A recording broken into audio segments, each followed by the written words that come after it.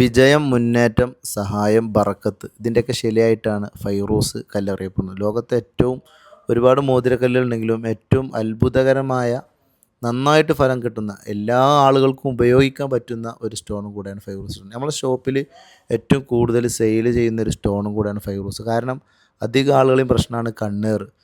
ഈ കണ്ണേറിനെ പ്രതിരോധിക്കാൻ പഴയ കാലത്ത് ഫൈറൂസ് സ്റ്റോൺ ഉപയോഗിച്ചിരുന്നു. ഫൈറൂസ് സ്റ്റോണിൽ എന്തെങ്കിലും ഒരു ആഭരണം ഗോൾഡിലോ സിൽവറിലോ അണിഞ്ഞാൽ അതുകൊണ്ട് ഫൈറൂസ് ഉണ്ടാവില്ല എന്നാണ്, കണ്ണേറ് ബാധിക്കില്ല എന്നാണ് കിതാബിലൊക്കെ കാണുന്നത്. ഒരുപാട് കിതാബുകളുണ്ട്. അൽബിറൂനി റളിയല്ലാഹു അൻഹു അടക്കം ഒരുപാട് ആളുകൾ പല കിതാബിലും ഈ ഫൈറൂസ് സ്റ്റോണിനെ കുറിച്ച് പറഞ്ഞിട്ടുണ്ട്. ജാഫർ ബിൻ മുഹമ്മദ് റളിയല്ലാഹു അൻഹു പറയുന്നുണ്ട്, ഫൈറൂസ് കല്ലുകൊണ്ട് മോതിരം അണിഞ്ഞ ഒരു കയ്യിലും ദാരിദ്ര്യമേറ്റിട്ടില്ല. ഇതൊക്കെ ഈമാൻകാരും ഇസ്ലാംകാരും ഒന്നല്ല, വിശ്വസിക്കൽ നിർബന്ധമല്ല. കിതാബിൽ കല്ലിനെ കുറിച്ച് ഇങ്ങനെ കാണുന്നുണ്ട്.